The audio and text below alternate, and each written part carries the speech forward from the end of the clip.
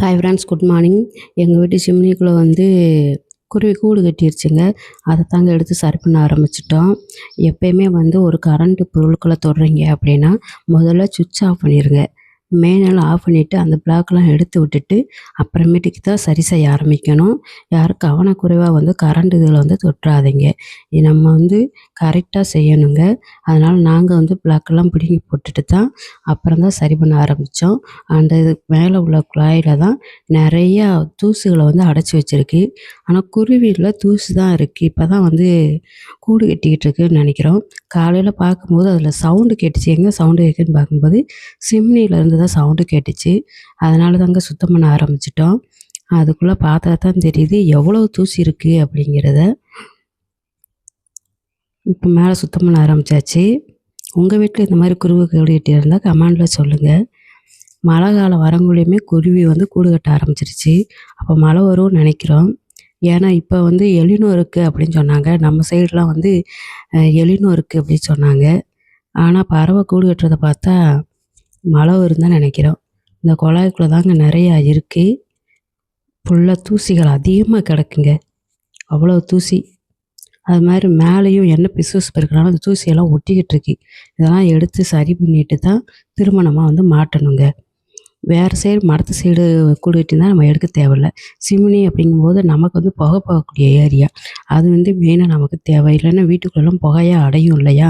அதனால் ப்ளக்கெல்லாம் பிடுங்கி விட்டுட்டு கரெக்டாக தெளிவான முறையில் வந்து நான் பக்கத்தில் இருந்துக்கிட்டு மேலே நம்ம ஏற முடியல அப்படிங்கிறனால எங்கள் தம்பியை மேலே ஏற வச்சு அதை வந்து சரி பண்ண ஆரம்பிச்சிட்டோம். இது வந்து இங்கே பாருங்கள், இவ்வளோ தூசி அதுக்குள்ளே இருந்துச்சுங்க. கீழே சிம்னிக்குள்ளே குழாய்க்குள்ளே வர நிறையா இருக்குது. அதை இப்போ எங்கள் தம்பி காமிப்பா, உங்களுக்கு காமிக்கிறேன். நம்ம பெரிய இருங்க, குழாயில் உள்ள தூசை வந்து காமிக்கிறோம். அங்கே மேலே உள்ள பார்த்தாலே ஒரே பிசுபிசுப்பு. என்ன பிசுபிசுப்பை தான் ஃபஸ்ட்டு சுத்தம் பண்ண வேண்டியதாகி போச்சு. அப்புறம் தான் குழாயில் வந்து வெளியே தள்ளி செய்யலாம். அந்த குழாய் வந்து ரொம்ப லேசானதா அப்படி இருக்கிறனால வந்து நம்ம பொறுமையாக தாங்க கையாள வேண்டியது இருக்குது. நாங்கள் அதில் வந்து குச்சி வச்சு விடவும் அது லேசாக வெளியில் பிஞ்சிருச்சு. அப்புறம் தான் ஏதோ சரி பண்ணி வச்சுருக்கேன். அது மாதிரி கீழே அந்த பிசுபிசுப்பு நல்லவேளை சிம்னியில் வந்து மேலே மூடி மாதிரி இருக்குங்க. அதனால தான் நமக்கு வந்து உள்ள சமையலில் வந்து தூசி எதுவுமே விழுகலை. நல்லா சேஃப்டியாக தான் செஞ்சுருந்துருக்காங்க. இப்போ வந்து எங்கள் தம்பி அந்த குழாயில் எவ்வளோ தூசி இருக்குது அப்படிங்கிறத காமிப்பான்.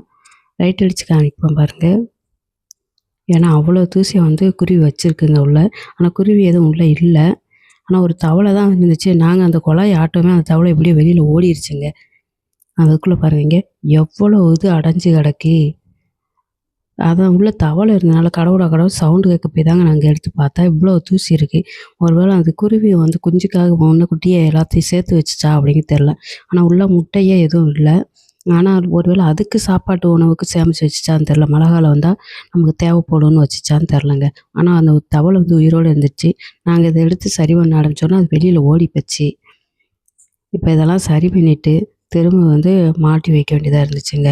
உங்கள் வீட்டில் இந்த மாதிரி வந்து குருவி கூடு கட்டியிருக்கா அப்படிங்கிறத கமெண்டில் சொல்லுங்கள். ஏற்கனவே சொல்லியிருப்பேன். இந்த வீடியோ பிடிச்சிருந்தால் லைக் பண்ணுங்கள், சப்ஸ்கிரைப் பண்ணுங்கள். இது சரி